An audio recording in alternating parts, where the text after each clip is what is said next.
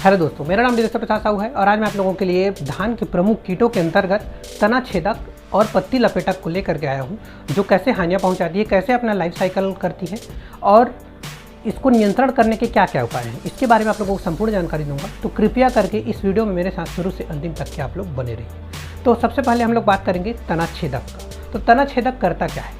तना छेदक क्या करता है, जो मध्य कलिका होती है धान के पौधे का, जो मध्य कलिका होती है उसमें छेद करके वो अंदर घुस जाती है। घुसने के बाद जो तना होता है, तना के आंतरिक भाग को पूरी तरीके से वो खोखला कर देता है, खा देता है। खाने के बाद क्या हो जाता है, पौधा कमज़ोर हो जाता है, पौधे की ऊपरी सतह सूखने लग जाता है। इस टर्म को क्या बोलते हैं? डेड हार्ट कहते हैं। तो यदि धान में बालियाँ नहीं लगी, बालियाँ लगने के पहले यदि वो ग्रसित हो गया पौधा तना छेदक से, तो धान में बालियाँ ही नहीं आती। यह बहुत बड़ा हानिकारक प्रभाव है। उसके बाद यदि बालियाँ लगने के बाद यदि प्रभाव पड़ता है, बालियाँ लगने के बाद यदि प्रभाव पड़ता है तो क्या होता है, जो बालियाँ होती है वो क्या होती है, सफ़ेद रंग की हो जाती है, वो सूख जाती है पूरी तरीके से और बालियों में दूध नहीं भर पाता उस सिचुएशन में। तो होता क्या है, वो सफ़ेद रंग का, बालियाँ सफ़ेद रंग का हो जाता है, जिसको क्या कहते हैं, वाइट ईयर कहते हैं।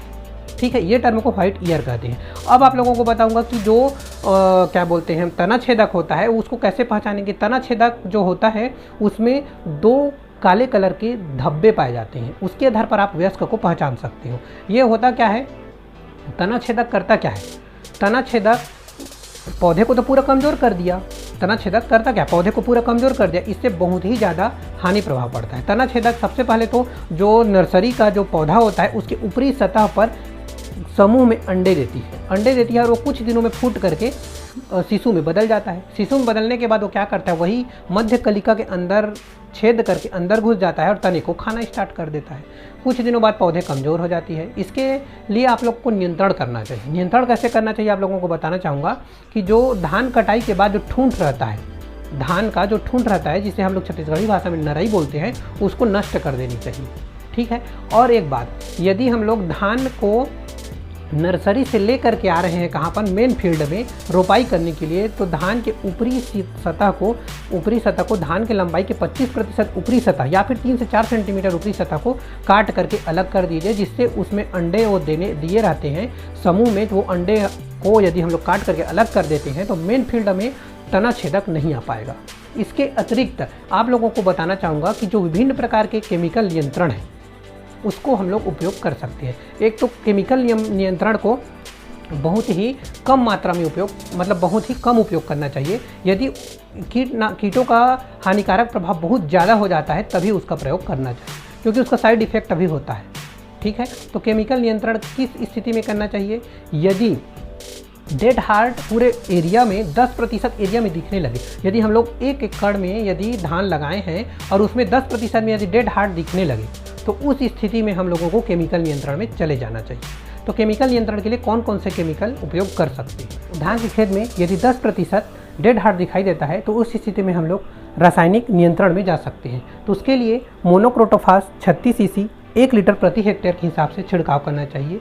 मतलब 500 लीटर पानी में मोनोक्रोटोफास 36 सीसी का 1 लीटर, उसमें 500 जो लीटर पानी लिए है उसमें घोल देना है और प्रति हेक्टेयर के हिसाब से उसका छिड़काव करना है। या फिर क्लोरोपाइरीफास 20 सीसी का 1250 ml उसका लेना है और 500 लीटर पानी में उसको घोल करके प्रति हेक्टेयर के हिसाब से छिड़काव करना है। या फिर फिप्रोनिल 5SC का 1 लीटर लेना है और 500 लीटर पानी में घोलना है उसको और उसको 1 हेक्टेयर में उसका छिड़काव करना है। या फिर ट्राइजोफास 40 सीसी का 1 लीटर लेना है और उसको 500 लीटर पानी में घोलना है और उसको प्रति हेक्टेयर के हिसाब से छिड़काव करना है। या फिर उसको यदि यूज़ नहीं कर रहे हैं तो एसीफेट 95 SG ले सकते हैं और उसका 500 ग्राम लेना है और 500 लीटर पानी में उसको घोलना है और प्रति हेक्टेयर के हिसाब से उसका छिड़काव कर देना चाहिए। ये तो हो गया तना छेदक के बारे में।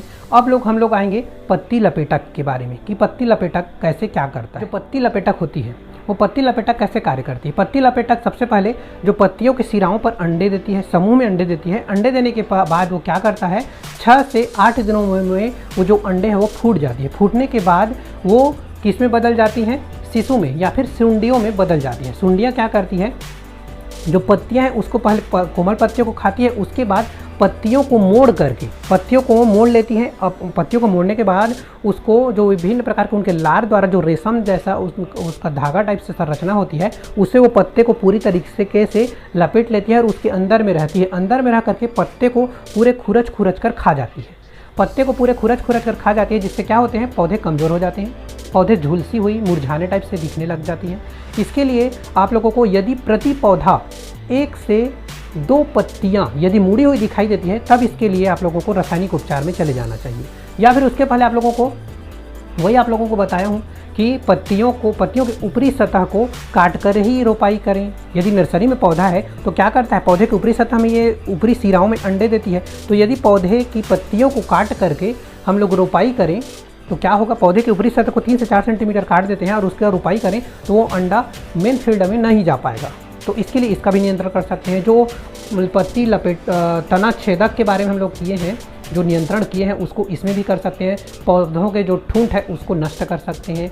और क्या कर सकते हैं, पत्ती लपेटक का जो रासायनिक नियंत्रण होता है, उसके लिए हम लोग जो रसायन उपयोग करते हैं वो है, हम लोग इन जो रसायन दिया है उसमें से कोई एक का उपयोग कर सकते हैं। तो पहला है फिप्रोनिल 5SC, उसका 800 ml प्रति 500 लीटर पानी में घोल करके उसको प्रति हेक्टेयर के हिसाब से छिड़काव कर सकते हैं। या फिर लैम्डा साइलोथ्रीन 2.5 EC का हम लोग 750 ml लेंगे, उसको 500 लीटर पानी में उसको घोल लेते हैं। घोलने के बाद उसको प्रति हेक्टेयर के हिसाब से छिड़काव कर सकते हैं। या फिर डेल्टा मेथ्रिन 2.8 SL का 1250 ml लेंगे और उसको लेने के बाद उसको 500 लीटर पानी में घोल देते हैं। घोलने के बाद उसको प्रति हेक्टेयर के हिसाब से हम लोग छिड़काव कर सकते हैं। इस तरीके से हम लोग तना छेदक में नियंत्रण पा सकते हैं। तो आज के लिए बहुत बहुत धन्यवाद। अगले वीडियो में फिर से कोई नया टॉपिक लेकर के आएंगे जो आपके लिए बहुत ही महत्वपूर्ण होगी। तो आज के लिए बहुत बहुत धन्यवाद।